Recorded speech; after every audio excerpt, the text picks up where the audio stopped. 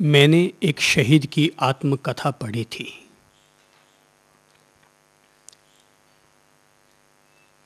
शहीद का नाम था संभवतः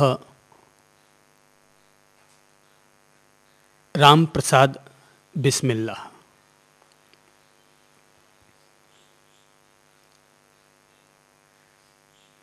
कहते हैं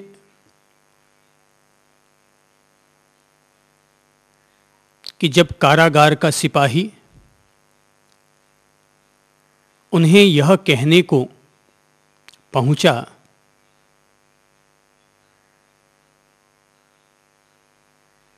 कि कल आपकी फांसी होगी,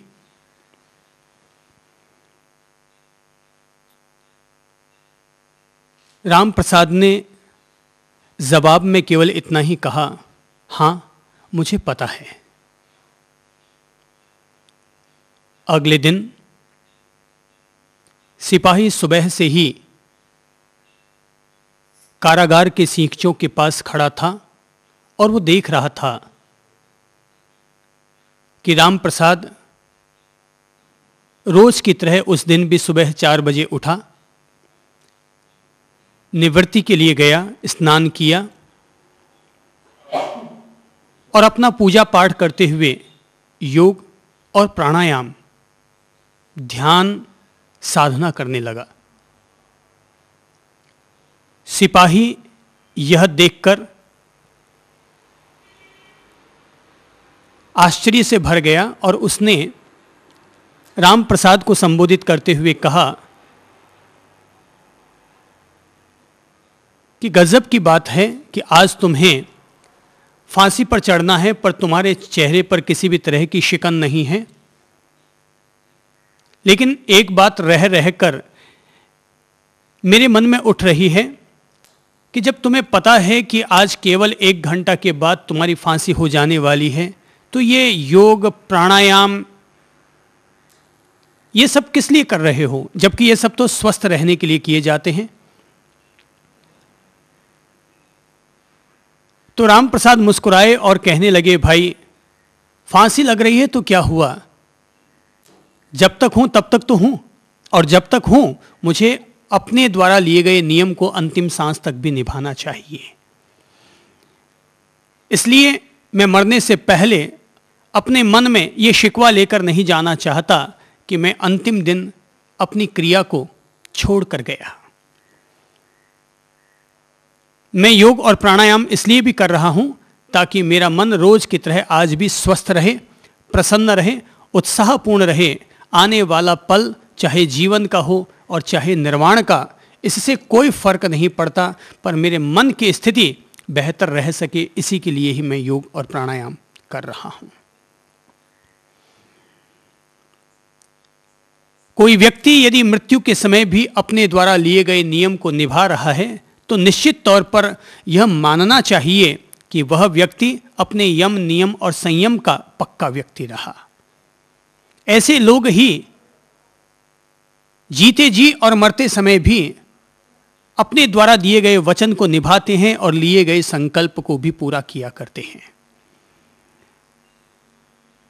महत्वपूर्ण यह नहीं है कि व्यक्ति ने अपने जीवन में कब कौन सा नियम लिया, महत्वपूर्ण यह है कि व्यक्ति ने अपने जीवन में विपत्ति की वेला आने पर भी कब कौन सा नियम निभाया।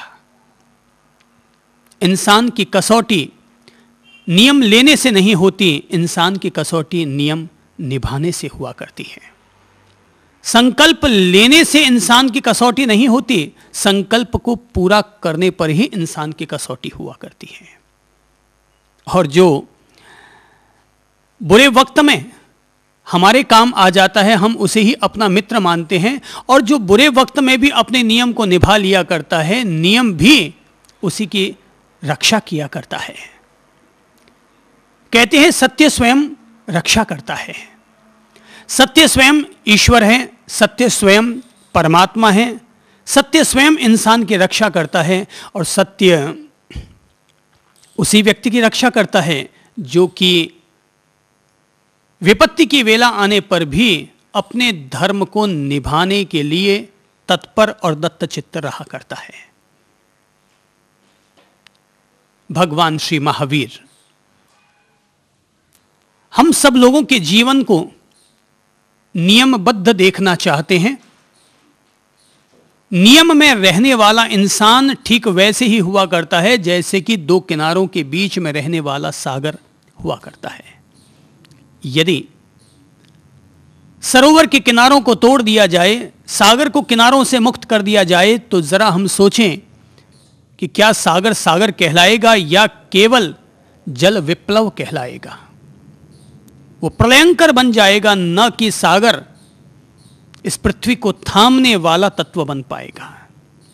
प्रत्येक व्यक्ति के जीवन में छोटे मोटे नियम अवश्य होने चाहिए, और न केवल नियम होने चाहिए वरन आदमी को उन लिए हुए नियमों को हर हालत में निभाने का जज्बा, निभाने का आत्मविश्वास, निभाने का मनोबल भी अपने साथ पुख्ता रखना चाहिए। क्योंकि विपत्ति की वेला तो आएगी, और जिसे लोग विपत्ति की वेला समझते हैं, मेरी समझ से वो विपत्ति की वेला नहीं हुआ करती, वह लिए गए नियमों की कसौटी हुआ करती है। मैंने सुना है कि जब भी भगवान किसी के सामने प्रकट होते हैं तो राम और कृष्ण, महावीर और महादेव के रूप में प्रकट नहीं होते। वे कभी किसी जानवर का रूप लेकर के आ जाते हैं, कभी किसी भिखारी का रूप धर करके आ जाते हैं। कहते हैं कि साईं के पास व्यक्ति पहुंचा यह अनुरोध करने के लिए कि प्रभु जी कभी मेरे घर पर भी आहार लेने के लिए आप आया करें। तो साईं ने कहा, भाई तू रोज ही तो मुझे यहां चढ़ाकर जाता है, तो तेरे घर आने की आवश्यकता नहीं है। और मैं तो कहूंगा कि तू रोज यहां पर भी मत आया कर आहार चढ़ाने के लिए मंदिर में। तू जहां है वहीं बैठा बैठा मुझे भोजन समर्पित कर दिया कर, मुझ तक वो अपने आप पहुंच जाएगा। आदमी हंसा और कहने लगा, अरे साईं तुम भी कैसी बात करते हो, अरे मैं पहुंचाने के लिए नहीं आऊंगा तो तुम्हें कैसे पहुंचेगा, तुम भूखे मर जाओगे। पर मेरी इच्छा है कि तुम मेरे घर आओ। साईं कहते हैं देखेंगे, हो सकता है कल आ जाऊं। अगले दिन देखा कि जब वो खाना बना रहा था तभी एक कुत्ता आ गया, और साईं की कहानियां बताती हैं कि जैसे ही कुत्ता उनके पास आया तो उस आदमी ने लाठी मारते हुए इसे वहां से निकाल दिया। साईं की पीठ कराहने लगी। व्यक्ति अगले दिन पहुंचा यह कहने के लिए कि प्रभु आप तो आए ही नहीं। साईं ने कहा, भाई मैं तो आया था, पर तूने ही मुझे धक्का देकर निकाल दिया। बोले आप कब आए थे? बोले कल दोपहर में 2 बजे जिस पर तूने लाठी मारी थी। बोले वो तो कुत्ता था।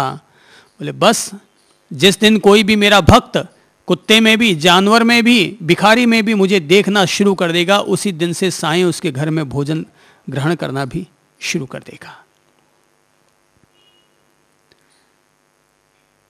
साईं या स्वामी, ईश्वर, परमेश्वर जब भी आते हैं तो कोई परमेश्वर का रूप लेकर के नहीं आते। वो जब भी आते हैं तो इंसान की कसौटी कसने के लिए आते हैं। बाकी तो वो इंसान के साथ ही हैं, प्राणी के साथ हैं। वो कोई भी प्राणी से अलग नहीं है, क्योंकि वो अपन सब लोगों के प्राण हैं।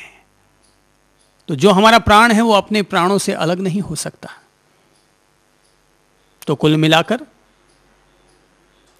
मुद्दे की बात इतनी सी कि हम में से हर किसी व्यक्ति को अपने जीवन में नियम रखने चाहिए। यम नियम के बिना योग भी नहीं सध सकता। यम नियम के बिना व्यक्ति अगर मंदिर मस्जिद भी चला जाएगा तब भी परिणाम नहीं निकाल पाएगा, क्योंकि मंदिर मस्जिद में जाना तभी सार्थक है जब उससे पहले हम वहां जाने की पात्रता अपने जीवन में अर्जित कर चुके हैं। ऐसा थोड़ी है कि हर आदमी मंदिर चला जाए, ऐसा थोड़ी है कि हर आदमी गुरु महाराज के पास चला जाए। पहले उसकी पात्रता चाहिए। अगर पात्रता नहीं है तो तुम मंदिर में जाके भी क्या कर लोगे, गुरु महाराज के पास जाकर के भी क्या कर लोगे? जब तक भीतर में जिज्ञासा नहीं होगी, जब तक प्यास नहीं होगी, तो बगैर प्यास के इंसान अगर पानी के पास चला भी जाएगा तो खाली हाथ ही तो लौट कर आएगा। पानी का मूल्य ही नहीं समझ पाएगा, आंक ही नहीं पाएगा और इंसान लौट जाएगा। क्यों? क्योंकि प्यास नहीं है। तो गुरु के पास जाकर के भी क्या कर लेगा? क्योंकि गुरु से उनका आत्मज्ञान, उनका अमृत बोध लेने की जिज्ञासा, प्यास हमारे भीतर नहीं है। भगवान श्री महावीर हमें हमारे जीवन के नियम देना चाहते हैं कि जैसे भोजन करना एक हमारा नियम हुआ, स्नान करना हमारा एक नियम हुआ, वैसे ही भगवान हम सब लोगों को धर्म के भी नियम देना चाहते हैं। और वे नियम देते हुए हम लोगों को आज 6 प्रकार के आवश्यक कर्तव्य जो कि हमें अपने जीवन में जीने चाहिए, उसके बारे में आज वो हमसे कुछ संकेत देंगे। उन्होंने अपनी ओर से जो आवश्यक कर्तव्य कहे हैं, जो नियम बताए हैं, उनमें से पहला नियम है कि व्यक्ति अपने जीवन में सामायिक की आराधना करे, सामायिक तत्व को जिए। सामायिक शब्द बना है समय से। समय का एक अर्थ टाइम होता है, काल होता है, और समय का दूसरा अर्थ आत्मा होता है। समय का तीसरा अर्थ सिद्धांत होता है। समय का चौथा अर्थ समता, समभाव होता है। तो अपने आप को आत्मा में, समता में, समभाव में, सिद्धांत में स्थापित करने का नाम है सामायिक। चूंकि एक आम व्यक्ति गृहस्थ में जीता है। सामायिक 2 प्रकार की होती है। एक तो सामायिक है वो जिसे कि हम 2 घड़ी तक 48 मिनट तक संपन्न किया करते हैं, और दूसरी सामायिक होती है वो जिसे कि हम जीवन भर के लिए स्वीकार करते हैं। संत में और गृहस्थ में सामायिक की दृष्टि से यही बुनियादी फर्क है कि गृहस्थ एक सांसारिक प्राणी सामायिक व्रत लेकर के 48 मिनट की, 1 घंटे की या 2 घंटे की सामायिक लेता है, और संत जीवन भर की सामायिक स्वीकार करते हुए अपने आप को समता, शांति और समभाव में स्थापित करता है। इसलिए एक सामायिक होती है आंशिक और एक सामायिक होती है सार्वकालिक। तो संत जीवन भर के लिए सामायिक स्वीकार करता है, यानी जीवन भर के लिए समत्व भाव में स्थापित होने का वो संकल्प लेता है, प्रतिज्ञा करता है कि चाहे जैसी स्थिति आ जाए, लेकिन मैं अपनी समता, अपनी शांति, अपने समभाव को खंडित नहीं होने दूंगा। पर जो घर गृहस्थी का जीवन जीते हैं और उनके लिए संपूर्णतः सामायिक व्रत स्वीकार करवाना संभव नहीं हो पाता, वे लोग 48 मिनट तक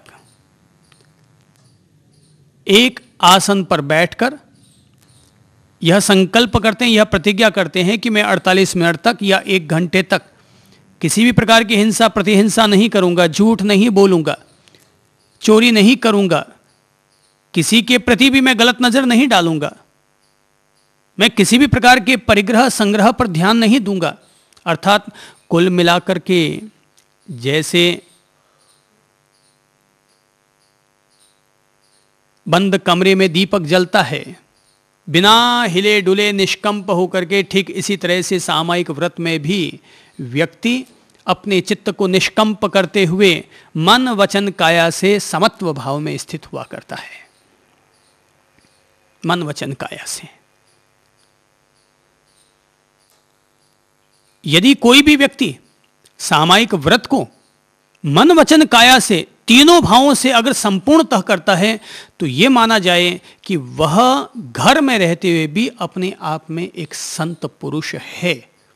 वो गृहस्थ संत है जो कि मन वचन और काया तीनों से ही समत्व भाव में रहता है।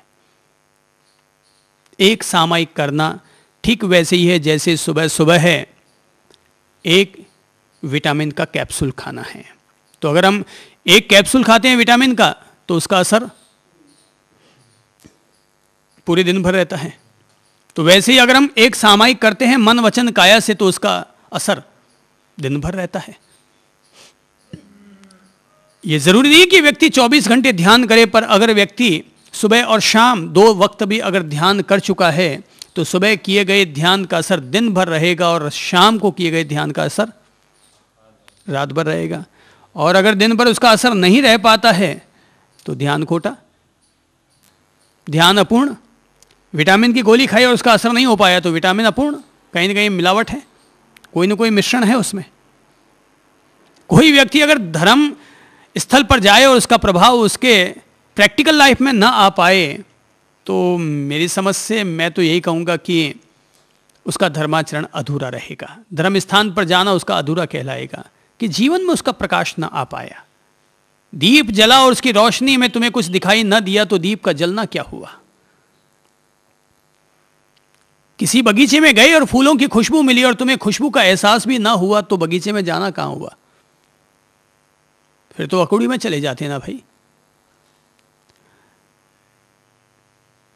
प्रत्येक व्यक्ति के लिए सामायिक व्रत की मानसिकता तैयार हो जानी चाहिए कि मैं रोजाना 48 मिनट अर्थात पौन घंटे तक अनिवार्य रूप से अपने घर गृहस्थी के जंजालों से मुक्त होकर, जगत के जंजालों से मुक्त होकर के मैं आत्म आराधना के लिए, मन की शांति के लिए, प्रभु की आराधना के लिए बैठूंगा और मन वचन काया से समत्व भाव में स्थित होने का अभ्यास करूंगा। मन वचन काया से अभ्यास करूंगा। ठीक वैसे ही जैसे कोई विद्यार्थी साल भर तक अभ्यास करता है पढ़ने का और परीक्षा आती है और उसमें पास हुआ करता है, ठीक इसी कदर एक सामायिक व्रत यानी कि आसन लिया, एकांत स्थान में जाकर बैठ गए। यूं नहीं कि घर की चौखट पर जाकर के आसन लगाओ और वहां पर सामायिक करो। अगर वहां जाकर के सामायिक करोगे तो सब गड़बड़ हो जाएगा। ऐसा नहीं कि ध्यान करना है तो जहां 100 लोग आकर के इकट्ठे हो रहे हैं वहां जाकर के ध्यान करो। ध्यान, सामायिक, समता, आराधना सब एकांत में होनी चाहिए। भाई भोजन अगर करना है तो एकांत में करना चाहिए, खुलेआम भोजन करना ठीक नहीं है। आराधना करनी है अपने एकांत में जाकर बैठो और वहां पर आराधना करो, नहीं तो लोग आएंगे, उनसे डिस्टर्बेंस होगी, असुविधा महसूस होगी, ध्यान खंडित होगा, बार बार उनके प्रति ध्यान आकर्षित होगा। तो एकांत में जाकर के अपनी जो भी आराधना करनी है, साधना करनी है, क्योंकि प्रभु तो सर्वव्यापक है, वो केवल मंदिर मस्जिद में तो है नहीं, वो तो सब जगह है। वो निराकार, वो सिद्ध स्वरूप अखिल विश्व में, अखिल जगत में व्याप्त है। तो तुम जहां पर भी रहोगे और जहां पर भी उनके साथ लय योग साधोगे वो हर जगह अपने लोगों के साथ ही है।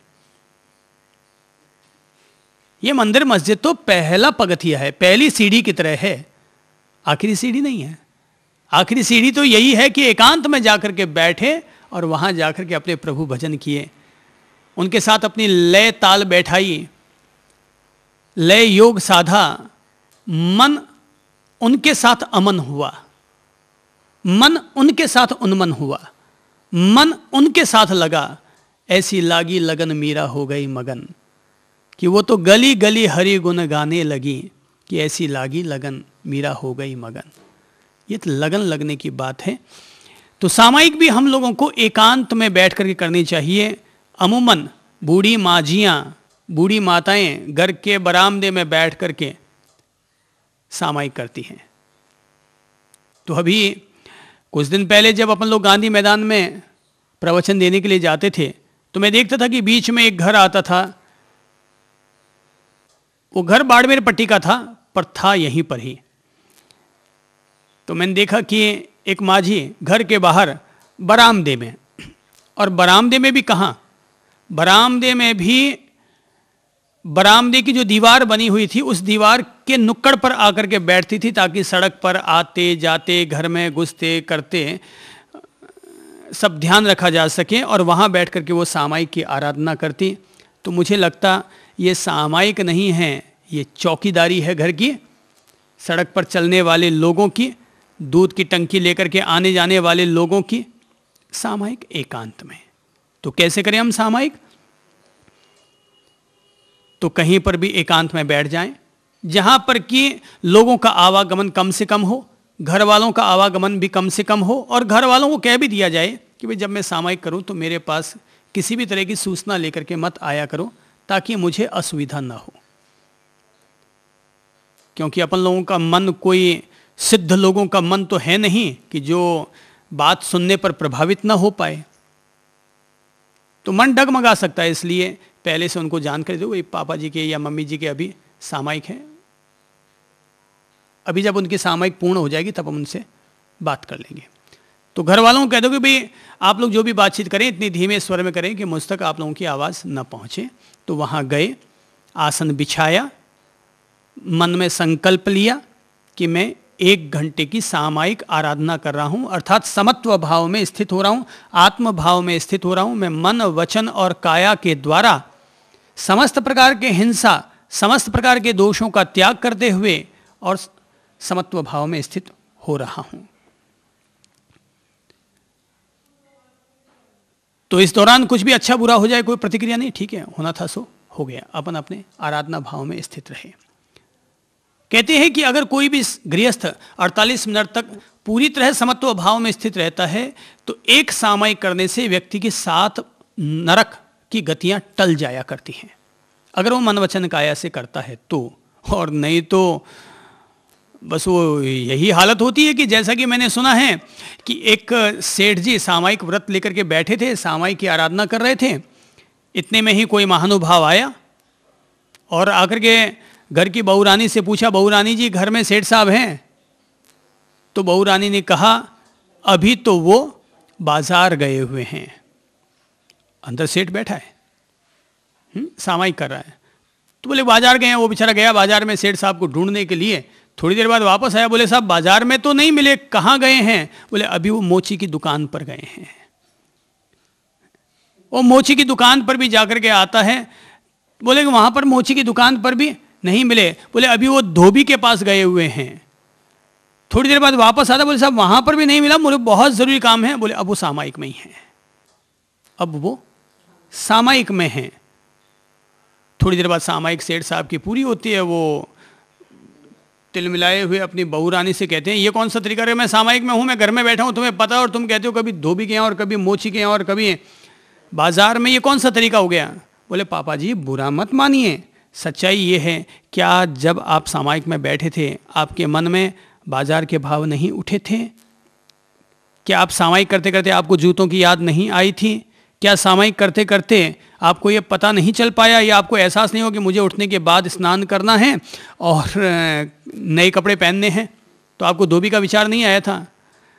सेठ जी ने मान लिया कि भाई मैं तो सामायिक कर कर के भी ये सब बातें नहीं जान पाया और तू ऊपर बैठी बैठी भी ये सब बातें समझ गई। याद रखो, ध्यान का अर्थ केवल इतना ही होता है, अपने शरीर और अपने दिमाग को काबू करो। ध्यान का अर्थ केवल इतना सा है कि अपने शरीर और अपने दिमाग को अपने काबू में करो। तो जैसे ही ध्यान में बैठते हो, सामायिक भाव में बैठते हो, तत्काल बैठते ही अपने शरीर और अपने दिमाग को अपने काबू में कर लो। और जैसे ही अपने आप को काबू में करोगे, उस समय न केवल आप अपने स्वयं के भीतर उठने वाले हर विचार, हर तरंग के साक्षी होने में सफल हो जाएंगे, वरन आप अपने अगल बगल में भी कोई घटना घटित होने लगेगी तो आप उसको भी पढ़ जाएंगे, उसको भी समझ सकेंगे। केवल एक ही मंत्र, अपने शरीर और दिमाग को क्या करो? काबू में करो। अपने शरीर और अपने दिमाग को अपने काबू में करो। तो सामायिक व्रत समता भाव में स्थित होना है। सामायिक व्रत की यह महिमा बताई गई है कि अगर, यानी कि राजा श्रेणिक जब पहुंचते हैं श्री भगवान के पास और जाकर कहते हैं कि प्रभु मरने के बाद मेरी गति कौन सी होगी, तो जवाब मिलता है कि मरने के बाद तुम्हारी नरक गति होगी। बोले प्रभु मैं आपका शिष्य हूँ, फिर भी क्या नरक गति मिलेगी? बोले भाई मेरा शिष्य होने से क्या हुआ, तेरे कर्म तो तेरे ही काम आएंगे ना। तो बोले कि मेरी नरक गति क्या टल सकती है? बोले टल तो नहीं सकती। बोले साहब कोई उपाय हो तो बता दीजिए। भगवान सोचते हैं और कहते हैं भाई एक उपाय हो सकता है कि या तो तुम पुण्य श्रावक के पास चले जाओ और उससे जाकर के उसका सामायिक का एक व्रत खरीद कर ले आओ,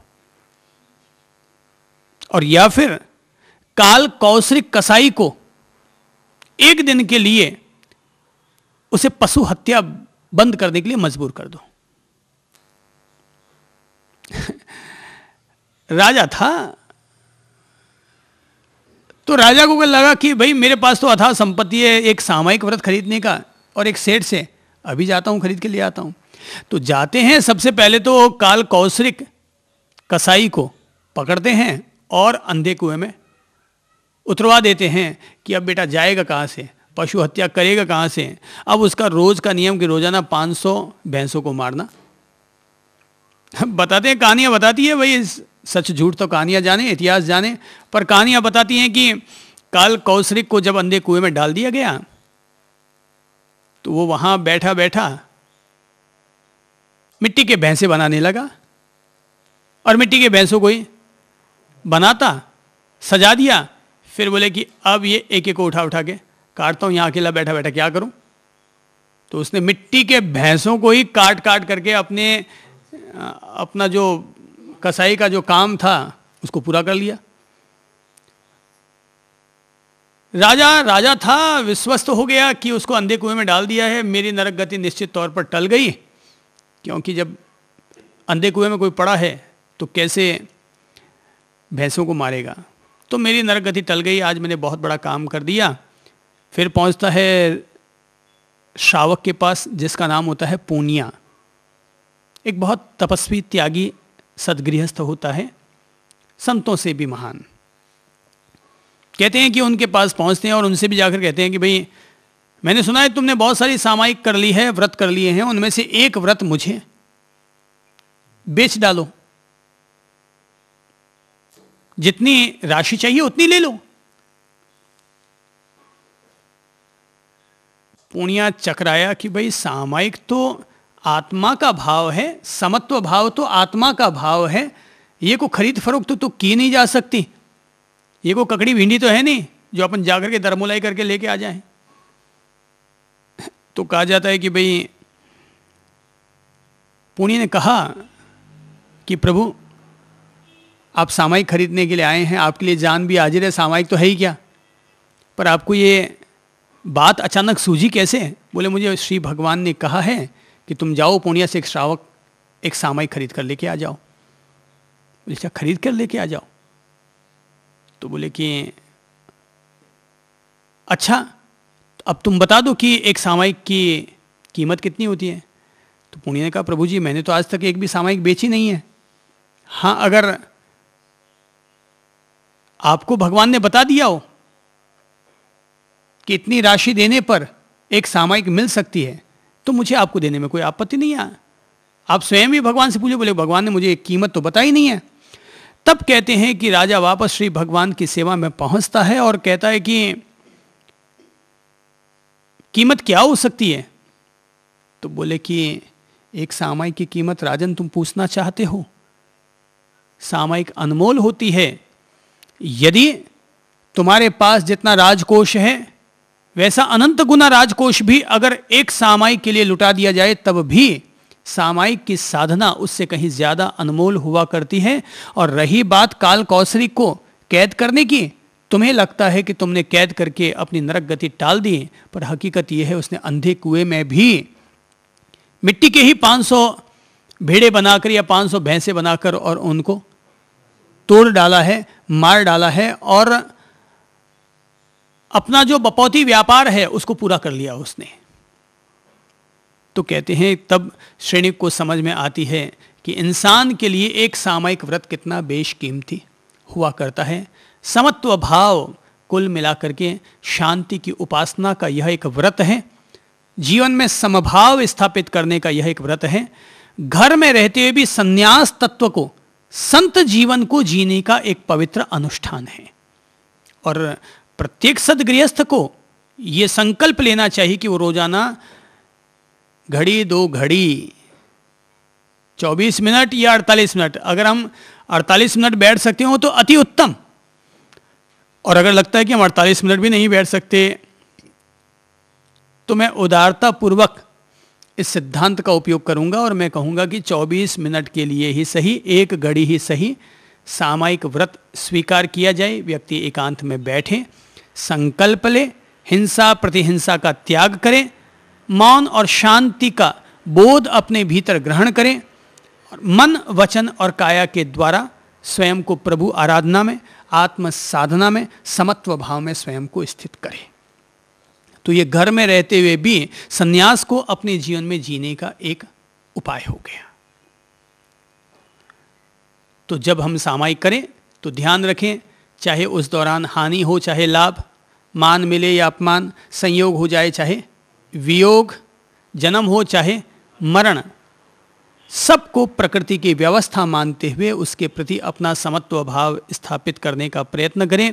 यदि हम उतार चढ़ाव की परिस्थितियों को देख करके अपने मन को अगर उद्वेलित कर बैठेंगे, आर्त ध्यान और रौद्र ध्यान यदि हम करने लग जाएंगे, तो वह हमारी सामायिक नहीं कहलाएगी, उल्टी हमारे लिए वो जीवन का बंधन बन जाएगी। जबकि सामायिक मुक्ति का मार्ग है, मुक्ति की पगडंडी है, हम उसे अपने लिए बंधन ना बनाएं।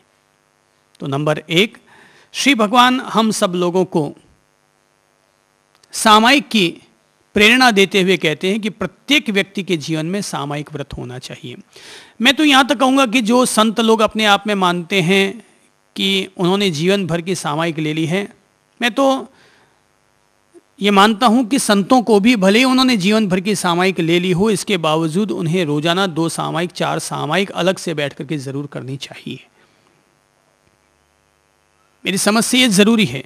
वर्तमान समय में मुनि जीवन का, संत जीवन का, साध्वी जीवन का जो स्वरूप हो चुका है, उसमें सामाजिक स्वरूप इतना ज़्यादा हावी हो चुका है, सामाजिक गतिविधियां इतनी ज़्यादा हावी हो गई हैं कि संतों की अब धर्म आराधना तो होती है कम, और आए गए श्रावक, आए गए सदगृहस्थों की हांसा ऊंसा में ही, इसी में ही उनका पूरा दिन बीत जाया करता है। तो पूरा दिन आए गए श्रावक, उनकी व्यवस्था, उनकी हाजी हजूरी जी, सामाजिक क्रियाकलाप, समाज में चलने वाले इतने सारे निर्माण प्रतिष्ठा समारोह, इतनी सारी पदयात्राएं, अब ये इन सब के चलते आदमी अपनी धर्म आराधना तो मूल रूप में कर नहीं पाता। तो मेरी समझ से तो संत को भी भले ही उसने जीवन भर के लिए समत्व भाव ग्रहण कर लिया हो, सामायिक व्रत ग्रहण कर लिया हो, अनगारी सामायिक ग्रहण कर लिया हो, लेकिन इसके बावजूद उसे रोजाना 2 घंटा सुबह है, 2 घंटा शाम को या 1 घंटा दोपहर में अलग से बैठ करके अपनी सामायिक की आराधना करनी चाहिए। दीक्षा ली और सामायिक व्रत ग्रहण कर लिया जीवन भर का, अब बाद में जीवन भर तक हमें उस सामायिक व्रत का बोध ही नहीं रहता। दीक्षा लेते हैं उस समय तो हाथ जोड़ करके संकल्प लेते हैं कि अब मैं जीवन भर के लिए सामायिक व्रत स्वीकार करता हूं, लेकिन उसके बाद 24 घंटे में से क्या किसी संत को एक बार भी ये याद आता है कि मैंने जीवन भर के लिए सामायिक व्रत ले रखा है? अगर वो ये इस बात को याद रखेगा तो निश्चित तौर पर अपनी धर्म आराधना के लिए बैठेगा। अपन लोग कोई समाज के लिए संत थोड़ी बने, अपने कल्याण के लिए संत बने हैं। अब अपना कल्याण करते हुए समाज की जितनी सेवा हो जाए, इंसानियत की जितनी सेवा हो जाए उतना अच्छा है। वो इंसानियत की सेवा के लिए महाराज थोड़ी बने हैं। अब जो हो जाए सो अच्छा है। इसलिए मैं तो मानता हूं कि सन्यास की सही उम्र 50 साल के बाद है। आजकल लोग प्रश्न उठाते हैं कि साहब बाल दीक्षा होनी चाहिए कि नहीं होनी चाहिए। मैं तो कहूँगा कि 50 साल के बाद दीक्षा लेनी चाहिए, उससे पहले नहीं लेनी चाहिए, ताकि घर गृहस्थी जो आपको जीना था आपने जी लिया, मन की तृष्णाएं जो होनी थी आपने पूरी कर ली, धंधा पानी पैसा प्रतिष्ठा जो आपको करना था कर लिया, तो महाराज बन गए। अब आपके मन में घर गृहस्थी की लालसा नहीं उठनी चाहिए। अब आपके मन में नाम कमाने की लालसा नहीं उठनी चाहिए कि मुझे ये करना है वो करना है, ये लिखूं वो लिखूं। संन्यास ले लिया इसका मतलब शुद्ध रूप से वो मुक्ति के लिए, अपने निर्वाण के लिए समर्पित हो गया। अब वो श्री प्रभु के भजन में लग गया।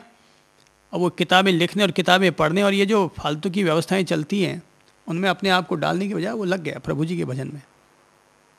अब किसी व्यक्ति को अगर 20 साल की उम्र में अगर दीक्षा दे दोगे, महाराज बना दोगे, तो उसके सामने तो पहाड़ जैसी जिंदगी पड़ी है, तो उसको तो प्रभु भजन के अलावा भी बहुत सारे काम कर लेने पड़ेंगे।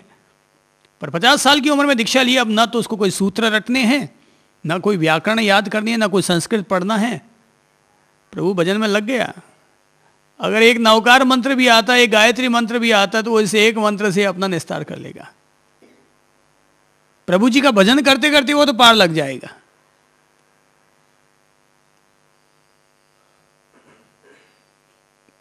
अब मुझे तो इतना सही एहसास होता है, बार बार मेरा अंतर्मन मुझे यही प्रेरणा देता है कि अगर तुमने जीवन भर के लिए सामयिक व्रत लिया है तो तुम्हें दिन में 2 दफ़ा ये ज़रूर याद करना चाहिए, ये बोध रखना चाहिए कि अभी मेरे सामयिक है।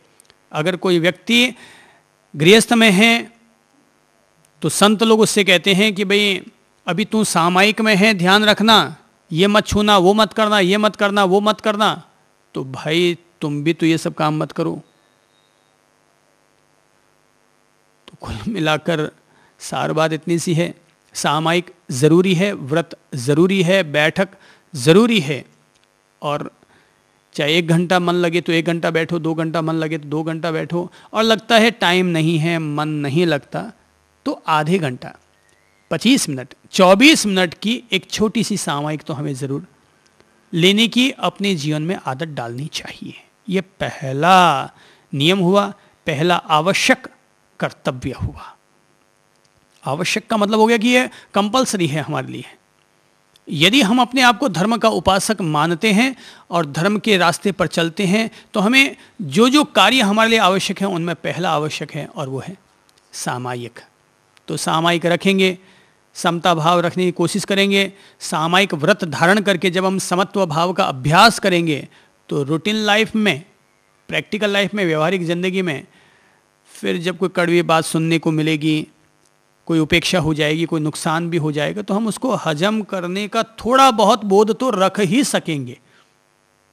थोड़ा बहुत बोध हम रख ही सकेंगे। ठीक है, कड़वी बात तो सुनने को मिलती है, ऐसा तो है नहीं कि कड़वी बात सुनने को नहीं मिलेगी। किसी ने आपको 2 कड़वे शब्द कहे, आपने उसको 2 कड़वे शब्द कहे, और यूं करते करते तू मैं करते करते ही तो गड़बड़ होती है सब। कुत्ते के लिए तू करते हैं। वो कहते हैं कि भाई कबीरदास जी से पूछा गया कि मैना का स्वर इतना मीठा क्यों होता है, मैना का स्वर इतना मीठा क्यों होता है? तो कबीरदास जी ने जवाब दिया, भाई मैना का स्वर इसलिए मीठा होता है क्योंकि मैना शब्द ही यही कहता है, मैं ना, मैं नहीं हूं, मुझ में मेरा अहम भाव नहीं है, इसलिए मैं इतनी मीठी हूं। समत्व भाव आ जाता है और विषमता का भाव यही है कि मैं ही हूं, मैं ही हूं, मैं ही हूं। ये विषमता का भाव है।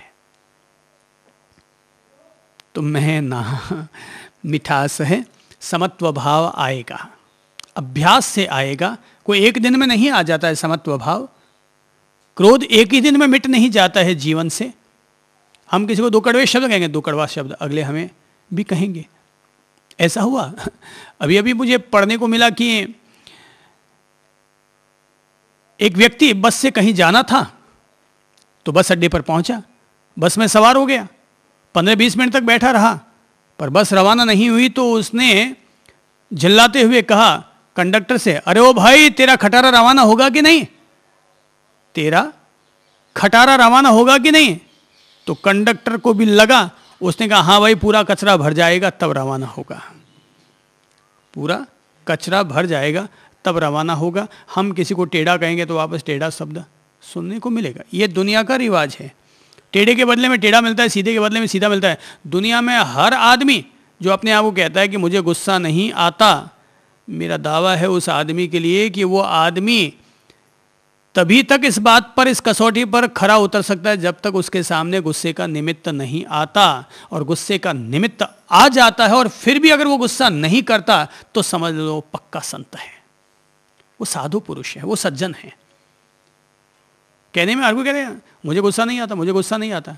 अरे भाई गुस्सा इसलिए नहीं आता किसी ने तुम्हारा अभी तक अपमान किया नहीं। मैं अपनी माँ से कहा करता था कि अब अपने पिताजी का स्वभाव बहुत अच्छा हो गया है, बहुत सीधा हो गया है, सरल हो गया है, नम्र हो गया है, अब वो बहुत सॉफ्ट हो गए हैं। तो मेरी माँ कहा करती थी कि वो जैसा कहते हैं ना वैसा तुम लोग करते हो इसलिए वो जैसा कहते हैं वैसा तुम लोग कर देते हो तो फिर गुस्सा नहीं आता। अभी उनका कहना ना मत मानो तो अभी पता चल जाएगा गुस्सा आता है कि नहीं आता, क्योंकि जीवन उन्होंने बिताया तो उनको पता है उनके नब्ज कि वो किस स्थिति में थे, ये उनको भली भांति पता है।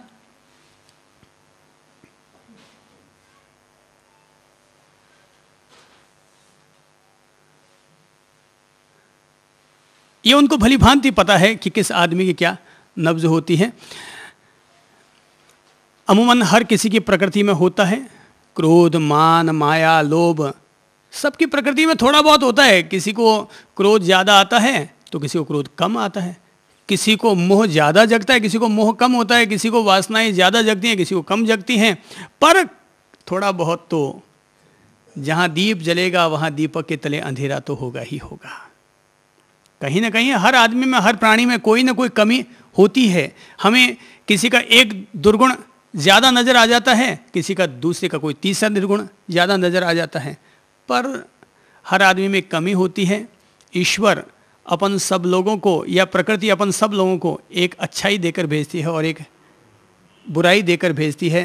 अच्छाई जीने के लिए होती है और बुराई जीतने के लिए हुआ करती है। तो जीवन भर हमें बुराई पर विजय प्राप्त करने का प्रयत्न करना होता है और उस अच्छाई के बलबूते अपने जीवन को मिठास के साथ जीना होता है। कमियां सब में होती हैं। अगर हम लोग अभ्यास करेंगे समत्व भाव का, सामायिक व्रत अगर हम ग्रहण करने का भाव रखेंगे तो हम इस तरह धीरे धीरे हम लोग भी संत स्वभावी बन सकेंगे। मूल्यवान व्यक्ति का वेश ग्रहण करना या सांसारिक बाने को छोड़ करके महाराजों के वेश को धारण करना, ये मूल्यवान इतना नहीं है जितना कि अपने स्वभाव को संत का स्वभाव का व्यक्ति बनाना ये ज़्यादा मूल्यवान होता है, ये महत्वपूर्ण होता है। तो पहला क्या है? सामायिक समत्व भाव का अभ्यास। पौन घंटे तक लगातार समत्व भाव का अभ्यास करना, सांसों को समत्व भाव में ले जाना, शरीर को समत्व भाव में ले जाने का अभ्यास करना, अपने चित्त को समत्व भाव में स्थापित करने का अभ्यास करना, उस दौरान घटी हुई अच्छी बुरी घटना से अपने चित्त को अप्रभावित रखना और इसका अभ्यास करना, इसका नाम है सामायिक व्रत। दूसरा आवश्यक नियम, आवश्यक कर्तव्य है और वो है श्री प्रभु की उपासना। तीर्थंकर अरिहंत प्रभु की उपासना करना, उनकी स्तुति करना, उनकी प्रार्थना करना। तो जब कोई व्यक्ति समत्व भाव में स्थापित होने के लिए सामायिक व्रत ले चुका है तो उसे सामायिक व्रत धारण करने के बाद अपना ध्यान, अपना चित्त, अपना मन श्री प्रभु में लगाना चाहिए ताकि उसका सांसारिक मन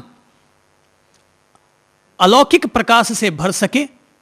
जब हम अंधेरे में बैठा कोई भी व्यक्ति प्रकाश की कल्पना करेगा, प्रकाश का ध्यान करेगा तो उसके भीतर प्रकाश साकार होगा।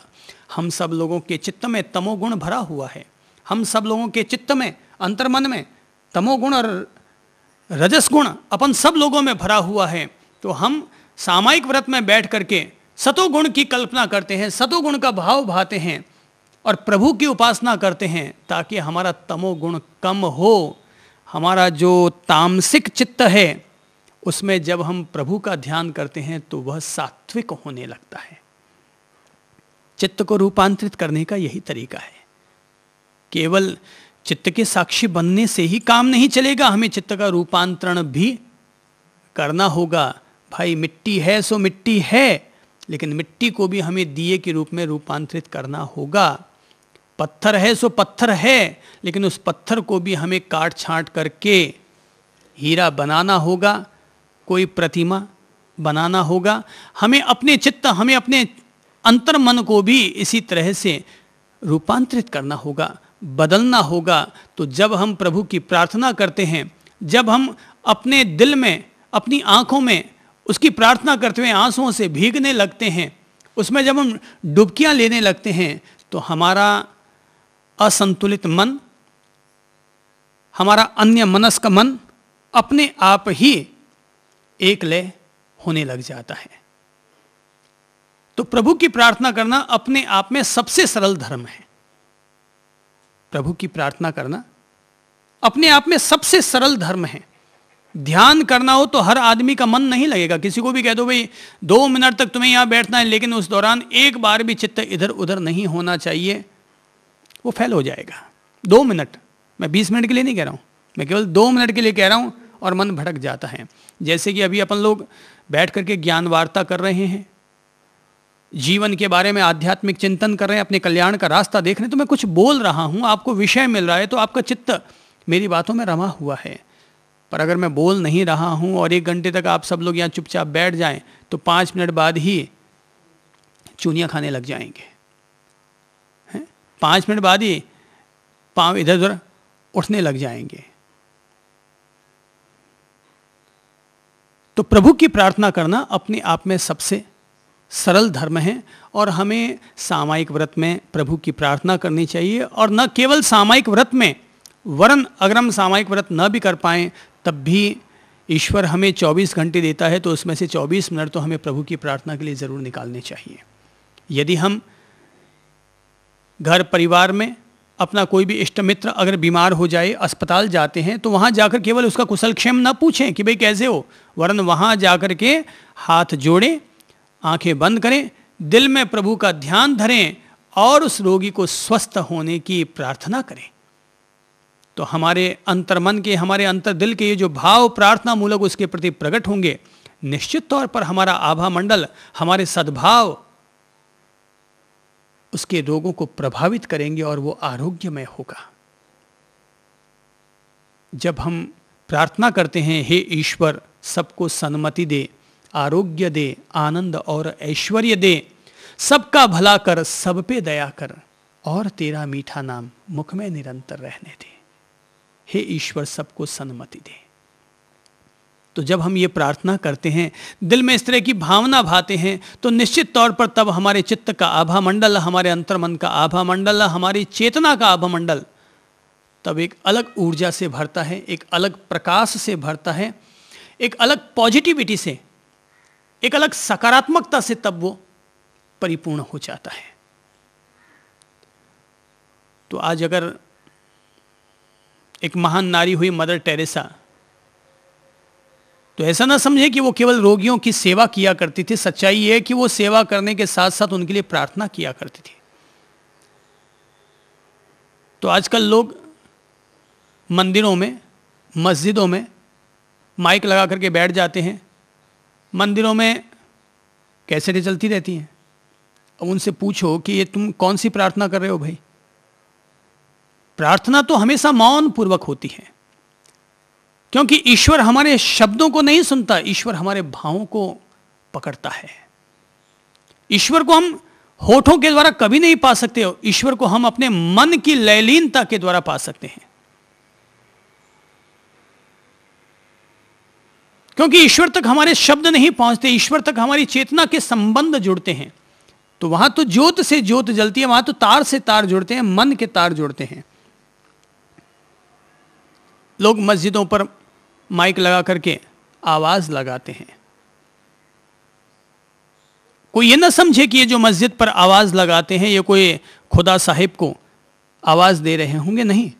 ये अपने मस्जिद में आने के लिए, अपने भाइयों को न्योता देने के लिए ये अजान लगाते हैं, ये आवाज देते हैं कि भैया आ जाओ, प्रार्थना का वक्त हो चुका है।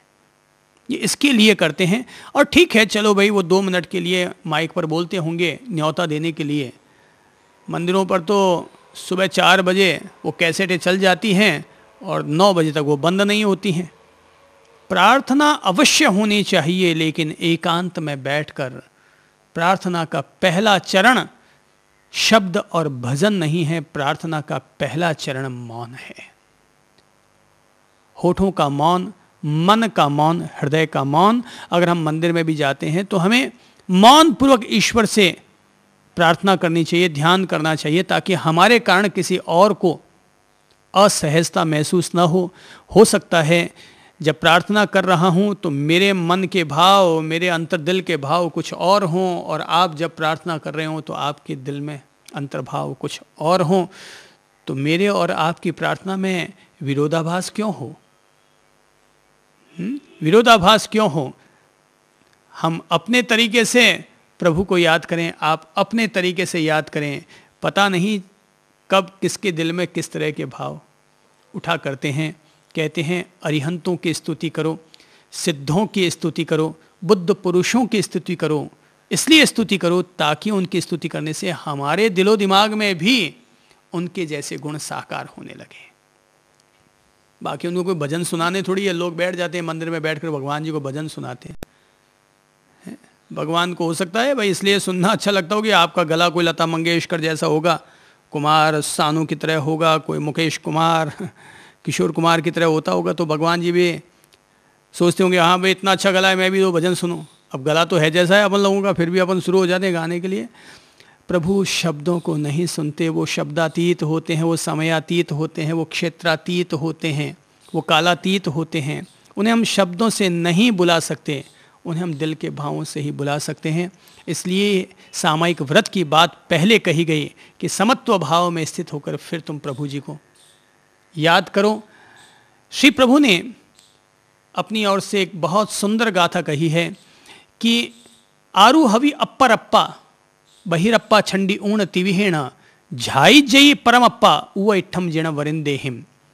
यानी कि तुम मन वचन काया से बहिरात्म भाव का त्याग करके अंतरात्मा में आरोहण करो। शब्दों को ध्यान से लीजिएगा।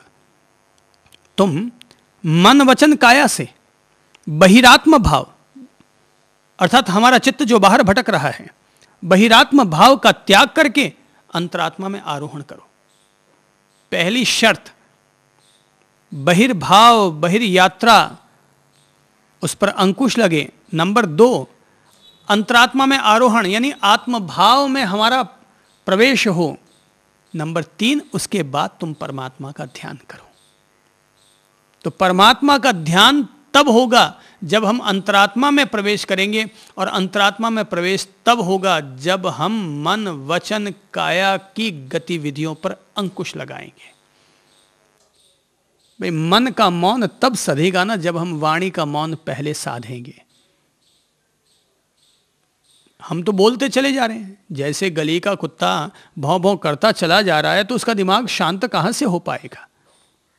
एक आदमी क्रोध पर क्रोध करता चला जा रहा है, गाली गलौज करता चला जा रहा है, वो आदमी सामायिक करके समत्व भाव का अभ्यास कैसे कर पाएगा। अगर हम शांति के उपासक बनना चाहते हैं तो हमें शांति भरे शब्दों का इस्तेमाल करना चाहिए। शांति भरे शब्दों का इस्तेमाल करना चाहिए। तो श्री प्रभु अपनी ओर से हम सब लोगों को संकेत देते हैं कि नंबर 2 हमारा आवश्यक कर्तव्य है, और वो है अरिहंत प्रभु की प्रार्थना करो, सिद्ध प्रभु की प्रार्थना करो, ब्रह्म तत्व की प्रार्थना करो, परमपिता परमेश्वर की प्रार्थना करो। तीसरा आवश्यक कर्तव्य, तीसरा नियम, और वो है गुरुजनों को वंदन करना, गुरुजनों का पूजन करना। ये तीसरा आवश्यक कर्तव्य है कि व्यक्ति जिनसे जन्मा है, व्यक्ति जिनसे ज्ञान अर्जित किया है, व्यक्ति जिनके पास बैठ करके अपने भीतर की पंखुड़ियों को खिलाना सीखा है, जीवन जीना सीखा है, उनका पूजन और उनका वंदन अपनी ओर से अवश्य करें। ये आभार समर्पित करने का एक तरीका है कि प्रभु आपके प्रति शुक्रिया, वंदन करें, उनके पांवों में झुके, प्रणाम करें और उनकी चरण धूलि को अपने माथे से लगाए। तो ये गुरुजनों को वंदन करना तीसरा आवश्यक कर्तव्य है।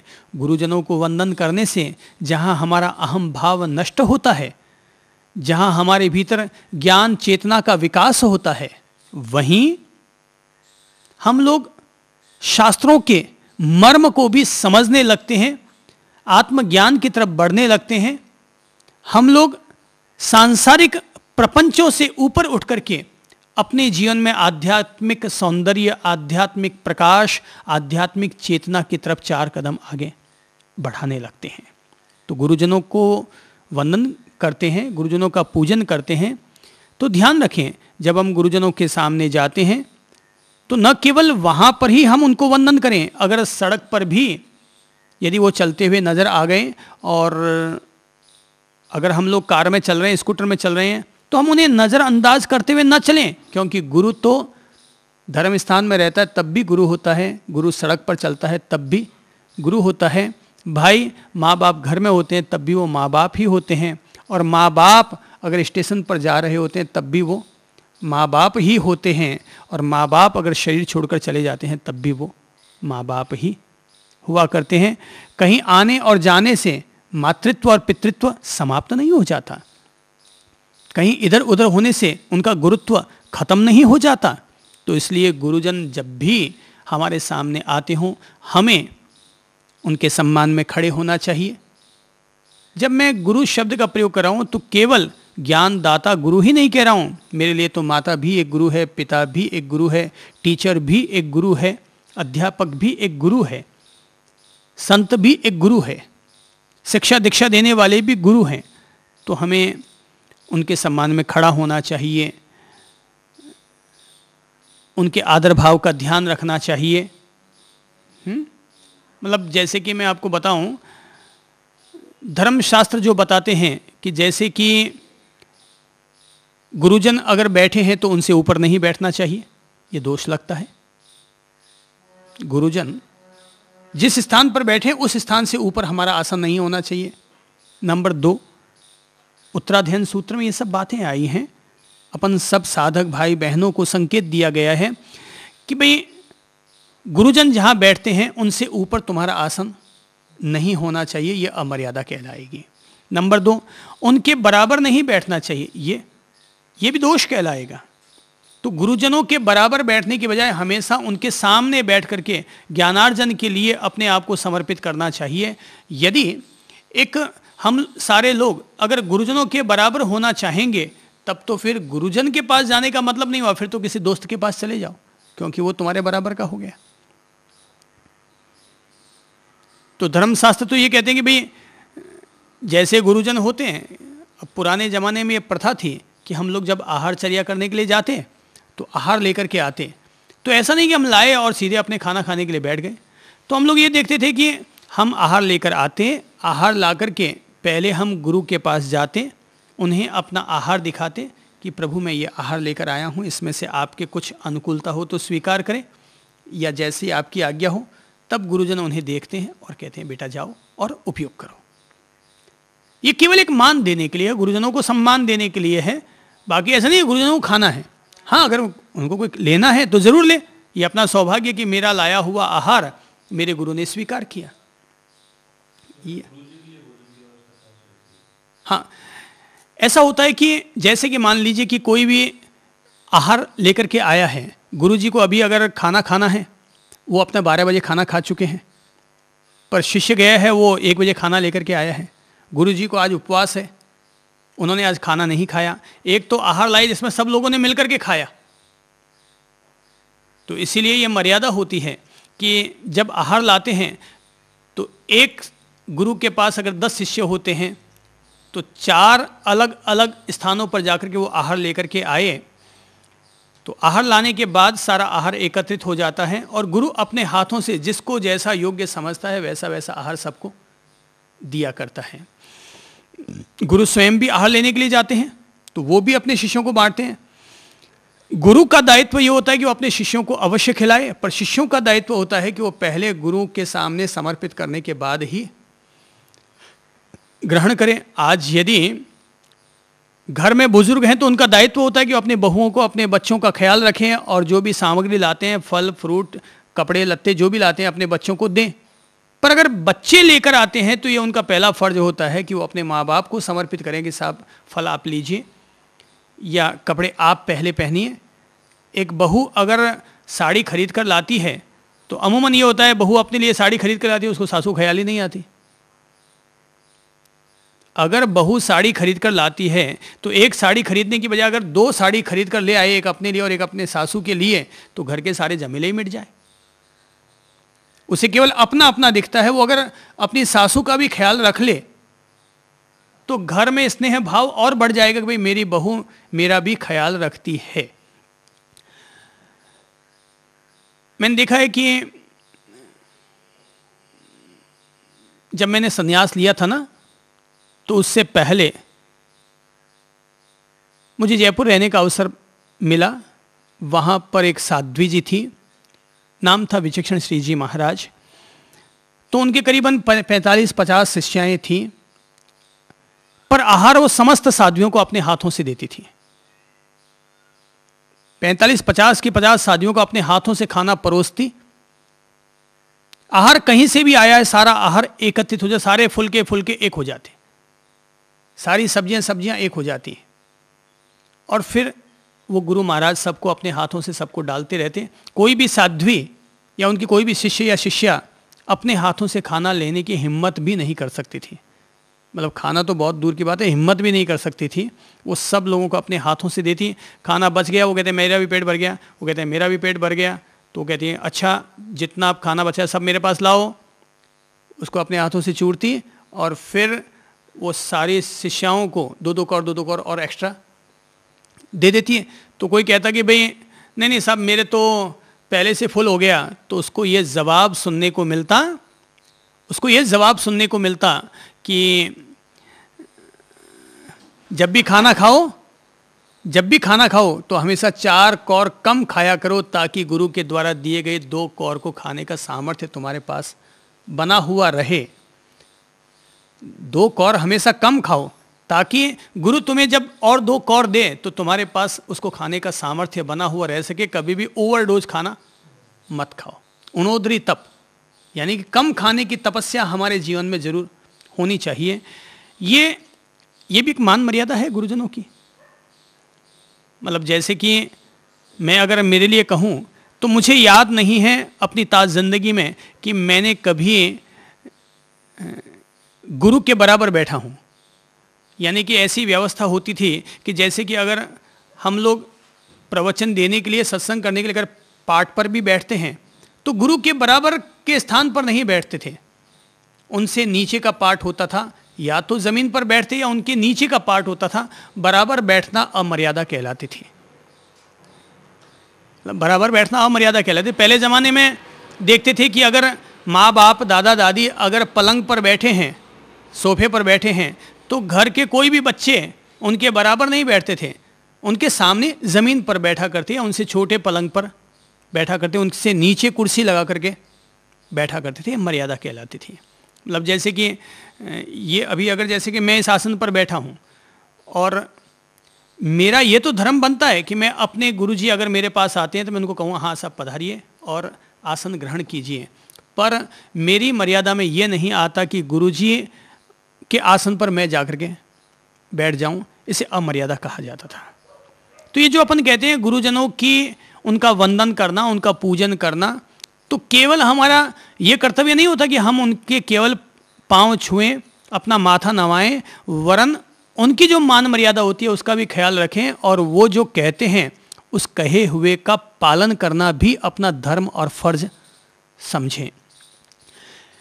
अपन सभी लोगों ने पुराने जमाने में, पुराना जमाना ही क्यों कहें, अपन सभी लोगों ने पाठ्य पुस्तकों में कई कहानियां पढ़ी होंगी कि किस तरह से गुरुजी ने आदेश दिया था कि जा और गायों को चरा के आ जा। तो जाता था जंगलों में, ध्यान रखना गायों का दूध मत पीना। कहते हैं गायों का दूध मत पीना तो क्या करता, भूखा मरता। तो कहा जाता है कि आकड़े के पत्ते खा गया, अंधा हो गया, कुएं में गिर गया और गुरुजी की परीक्षा में वो पास हो गया। गुरुजी ने वापस उसको आंखें दी, न केवल नेत्र दिए वरन उसको उसके जीवन का वास्तविक आध्यात्मिक ज्ञान भी प्रदान किया है। अपन सब लोगों ने वो कहानियाँ भी पढ़ी हैं कि जिनमें कहा जाता है गुरुजी ने कहा कि बरसात आ रही है तेज, जाओ खेत में, कहीं ऐसा ना हो कि बरसात का पानी हमारे खेत को पूरा तहस नहस कर डाले, जाओ और रक्षा करो। शिष्य रवाना होता है, वहाँ पर मिट्टी की पाल बांधने की कोशिश करता है, पर पाल बंद नहीं पाती, मिट्टी सारी गीली हो चुकी है, पानी इतना बढ़ चुका है। तो कहते हैं कि अब गुरु की आज्ञा थी कि पाल बांधनी है तो क्या किया जाए, और कोई विकल्प नहीं बचता। तो वो शिष्य खुद ही मिट्टी की पाल बंद करके वहाँ पर लेट जाता है, रात भर वहाँ पड़ा रहता है, अकड़ जाता है। अगले दिन सुबह गुरुजी ढूंढते हुए पहुँचते हैं, उसकी ये स्थिति देखते हैं, गुरुजी प्रसन्न हो जाते हैं। तो वो शिष्य है जो अपनी गुरु आज्ञा को मानने के लिए अपने आप को भी तूने समर्पित कर डाला। तो यही सब तो तरीके होते हैं कि जब गुरुजी अपने जीवन के दिव्य रहस्य उन शिष्यों को प्रदान किया करते हैं। एक आदमी के पास, एक गुरु के पास 100 शिष्य आते हैं, जरूरी नहीं है कि 100 के 100 लोगों को वो अपना रहस्यमय ज्ञान दे। तो जब वो कसौटी में खरे उतर जाते हैं, योग्यताएं उन्हें समझ में आ जाती है कि ये वो व्यक्ति हैं जो मेरे द्वारा दिए गए विशिष्ट ज्ञान, विशिष्ट विद्याओं को ग्रहण करने का पात्र बन चुका है, तभी वो उनको समर्पित किया करते थे। अब ये अलग बात है कि भारत से अनेक अनगिनत विद्याएं लुप्त हो गई क्योंकि गुरुओं को ऐसे योग्य शिष्य नहीं मिल पाए, तो अपना ज्ञान किसी को दे ही ना पाए, उनका निर्वाण हो गया, वो प्रमुक्त हो गए। और जिनको मिलते रहे वो तब तक उनका ज्ञान आगे से आगे, विद्याएं आगे से आगे बढ़ती रहीं। अब पहले ज़माने में इतने तंत्र मंत्र होते थे, गुरुजनों के पास इतनी शक्तियां होती थी, इतनी लब्धियां होती थी कि हवा में उड़ जाते, यहाँ बैठे वहाँ प्रकट हो जाते, हजार तरह के ऐसे रूप रुपाए होते थे उनके पास, पर अब किसी के पास भी नहीं है। पूरी दुनिया में किसी के पास भी अब ऐसे नहीं होंगे कार्यकलाप, ऐसी सिद्धियां नहीं होंगी, क्योंकि उनको योग्य शिष्य मिलते नहीं रहे, युग बदलते चले गए, लोग मोह माया में उलझते रहे, और कुल मिलाकर के गुरु की कसौटी में शिष्य खरे नहीं उतर पाए, तो विद्याएं उनको प्रदान न हो पाई और वो लुप्त हो गई। ये सत्य है। तो गुरुजनों का वंदन करना ये हमारे लिए तीसरा आवश्यक कर्तव्य है। पहला है सामायिक व्रत, दूसरा है प्रभु की प्रार्थना, तीसरा है गुरुजनों का वंदन, मान मर्यादा, उनकी आज्ञाओं को शिरोधार्य करना। देखिए, गुरुजनों का दिल जीतने के लिए मैं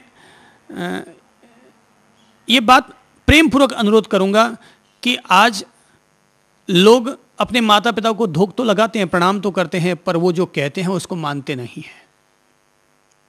तो जब हम जिसको अपना माथा नवाते हैं, ये जरूरी होता है कि हम उनकी आज्ञाओं को भी शिरोधार्य करें कि साहब आपने कह दिया, बात खत्म होगी। गुरुजी ने मुझे कह दिया, हम जब छोटे थे तो हमें ये सिखाया हुआ है, हम लोगों ने जो सीखा हुआ है वो ये सिखाया हुआ है कि गुरुजी अगर कहते हैं कि कौवा सफेद, तो शिष्य का धर्म होता है वो कहे जी हाँ कौवा सफेद। हमें ये हक नहीं था कि हम ये कह दें साहब कौवा तो काला है और आप कहते हैं सफेद। वो कहते हैं कि नहीं, गुरु ने अगर कह दिया कौवा सफेद तो सफेद होगा। हाँ, अगर तुम्हें समझ में ना आया तो तुम बाद में एकांत में पूछो कि गुरुदेव आपने कहा था कि कौवा सफेद, जबकि कौवा तो काला था, तो मैं इसका रहस्य समझ नहीं पाया। तो हमें वापस तर्क करने का, प्रश्न करने का अधिकार है, पर हाथों-हाथ नहीं। अगर गुरु ने कह दिया 4 लोगों के सामने हाँ भाई कौवा सफेद, जी हाँ बिल्कुल कौवा सफेद है, तो कोई कहता है कि साहब अरे साहब कौवा काला दिख रहा हो, तुम कहते हो सफेद है। ये सवाल गुरुजी से पूछो, मुझे मत पूछो। मेरा धर्म मुझे यही कहता था, गुरु जो मुझे कहता है मैं उसको शिरोधार्य करूं। आज अगर सास बहू को कहती है तो बहू का ये फर्ज होता है कि वो सास की बात को शिरोधार्य करे। पति अगर कहता है पत्नी को, तो पत्नी का फर्ज ये होता है कि वो पति की बात को शिरोधार्य करे। तो जब शिरोधार्य किया जा रहा है तब वहां प्रश्न नहीं उठता कि ये मैं करूं या न करूं। ठीक है, सब आपने कह दिया, बात खत्म हो गई। जब गुरु को हमने अपना जीवन ही दे दिया है तो फिर प्रश्न वहां कहां से उठेगा। जीवन देने के बाद अगर हम प्रश्न उठाते हैं तो इसका मतलब अपने समर्पण पर प्रश्न उठा रहे हैं कि मैंने जो समर्पण किया है वो सही है या गलत है। ये तो माथा देने से पहले सोचो कि मुझे इनको माथा देना है या नहीं देना, पर अगर माथा दे दिया तो मैटर फिनिश। अगर कोई आदमी देश की आज़ादी के लिए लड़ रहा है तो ये तो उसको पहले सोचना चाहिए कि मुझे कारागार जाना पड़ सकता है, मुझे फांसी लग सकती है। अब तो जब चल पड़े वो कारागार में पहुंच गए हो तो उसका परिणाम जो भी आएगा वो स्वीकार्य है। तो ये ध्यान देने योग्य बात है, और वो ये है कि अपन अपने अपने गुरुजनों के आदेशों को शिरोधार्य करने की कोशिश करें, उसकी जागरूकता रखें, उसकी सचेतनता, अवेयरनेस रखें। चौथा है आवश्यक कर्तव्य, और वो है प्रतिक्रमण।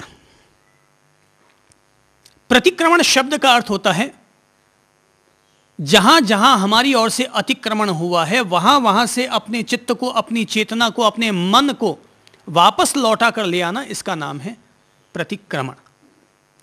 3 शब्द होते हैं, आक्रमण, अतिक्रमण और प्रतिक्रमण।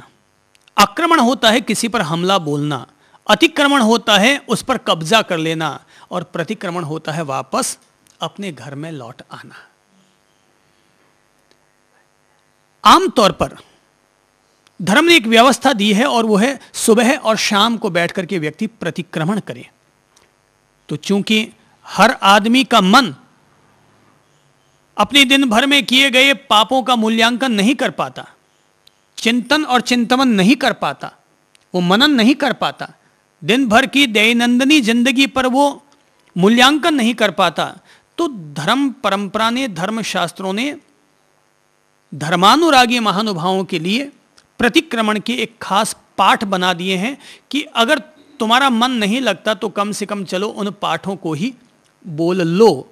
पर ध्यान रखना चाहिए कि प्रतिक्रमण के पाठों को बोलना उद्देश्य नहीं है। पहला उद्देश्य तो यही है कि व्यक्ति सामूहिक व्रत ग्रहण करके प्रभु की प्रार्थना करते हुए और दिन भर में जाने अनजाने में अपने द्वारा हो चुके दोषों की आलोचना करे, गरहा करे, निंदा करे, उसके लिए क्षमा प्रार्थना करे कि प्रभु जी, हे प्रभु तुम हमें क्षमा करो, माफ करो कि हमारे द्वारा दिन भर में या रात भर में किसी भी प्रकार का गलत चिंतन हो गया हो, हमारे द्वारा किसी भी प्रकार की गलत वाणी का उपयोग हो गया हो, या हमारे शरीर के द्वारा गलत कार्य या व्यवहार हो गया हो, तो हे प्रभु मैं मन वचन काया से आपसे क्षमा प्रार्थना करता हूं।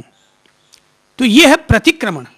व्यक्ति भावपूर्वक आत्म भाव में उतर करके और ये मन से प्रायश्चित करे कि मेरे द्वारा अगर कहीं कोई जाने अनजाने में हो गया, हाँ अगर जानबूझकर कोई हो गया तो उसके लिए तो निश्चित तौर पर वो प्रायश्चित करे कि आज मेरे द्वारा क्रोध हो गया, मुझे नहीं करना चाहिए था, यहां मैं गलत था, आज मेरे द्वारा क्रोध हो गया, आज मैं यहां पर गलत था, मैं इसका प्रायश्चित करूंगा। और प्रायश्चित करने के लिए मैं क्या करूं कि मैं आने वाले कल को व्रत करूंगा, एकासन करूंगा, क्योंकि मुझसे आज जाने अनजाने में जानबूझ करके गलत काम हो गया। हाँ, अनजाने में कोई गलत काम हो गया तो उसके लिए सॉरी, क्षमा प्रार्थना करता हूं कि प्रभु मुझे माफ करें।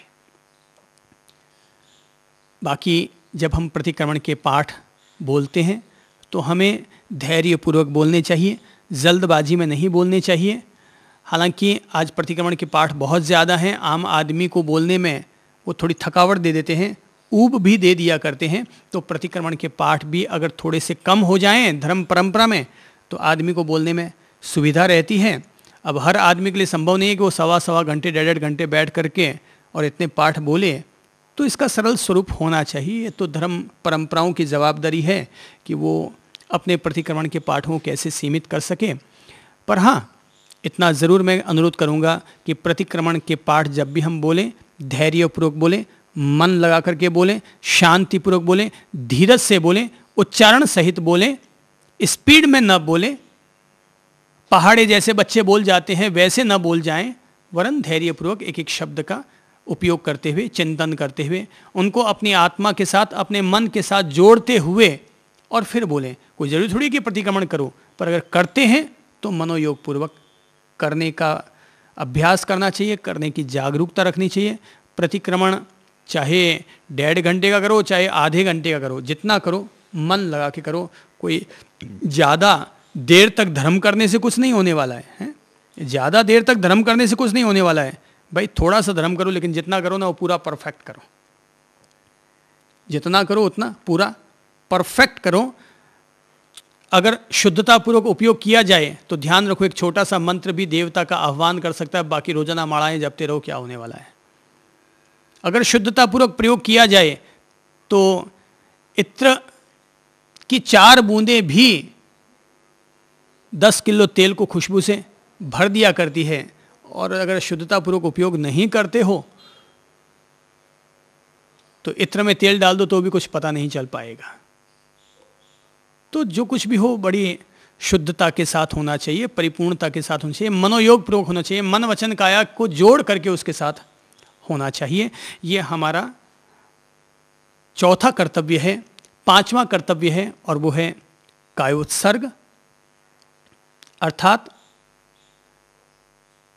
27 श्वासोश्वास तक, यानी लगभग 3 मिनट तक, 2.5 से 3 मिनट तक हमें देह भाव का त्याग करते हुए आती जाती श्वासों का अनुभव करना, इसका नाम है कायोत्सर्ग।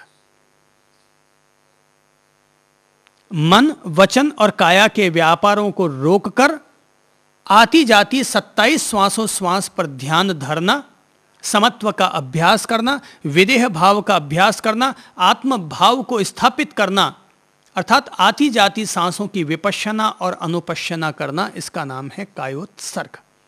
काया प्लस उत्सर्ग, काया के प्रति जो भाव है, देह भाव जो है, उनका विसर्जन करना, इसका नाम है कायोत्सर्ग। तो एक बहुत अच्छी प्रक्रिया है ये। अपन लोग अपने यहाँ पर ध्यान साधना के दौरान करते हैं कि व्यक्ति चाहे बैठ कर करे, चाहे लेट कर करे, चाहे खड़ा होकर के करे, कि व्यक्ति सबसे पहले आती जाती 27 श्वासोच्छ्वास पर अपने चित्त को केंद्रित करें और फिर अपने शरीर के एक एक अंग और संवेदन पर ध्यान देते हुए, एक एक संवेदन और एक एक अंग पर ध्यान देते हुए, अनुपश्यना करते हुए, विपश्यना करते हुए, और अपने संपूर्ण देह की यात्रा करें, ऊपर से नीचे तक और नीचे से ऊपर तक। तो इस तरह से जब कोई भी व्यक्ति अपने पिंडस्थ ध्यान करता है, ये जो शरीर का पिंड है, इसका जब ध्यान करता है, तो ये ध्यान अपने आप में कायोत्सर्ग ध्यान कहलाता है कि देह के स्वरूप को समझा, जाना ये अनित्य है, ये अपवित्र है, ये हमसे भिन्न है। जीव अकेला आता है और जीव अकेला जाता है। हम सब लोग इसमें एक मुसाफिर की तरह रहते हैं। जैसे मकान में कोई व्यक्ति आकर के रहा करता है, धर्मशाला में कोई व्यक्ति आकर के रहा करता है, तो वैसे ही ये शरीर है, भाड़े का घर है, किराए का घर है। अपन सब लोग इसमें आते हैं, रहते हैं और इसमें से निकल करके वापस चले जाया करते हैं। तो जिनके भीतर ये भाव प्रगाढ़ होता है, भगवान कहते हैं ये हमारा 5वां कर्तव्य होता है कि हम रोजाना 3 मिनट तक तो अवश्य ही कायोत्सर्ग ध्यान करें, अर्थात देह भाव का विसर्जन करते हुए आती जाती 27 श्वासोच्छ्वास पर गौर करना, इसका नाम है कायोत्सर्ग ध्यान। और अंतिम आवश्यक कर्तव्य है वो है प्रत्याख्यान। प्रत्याख्यान का अर्थ होता है ऐसा संकल्प, ऐसा नियम जो कि हमें पाप कार्यों से या खाद्य पदार्थों से उनके उपभोग पर जो हमारे अंकुश लगाता है, उसे हम कहते हैं प्रत्याख्यान। चालू भाषा में अपन लोग उसे कहते हैं पचक्खाण।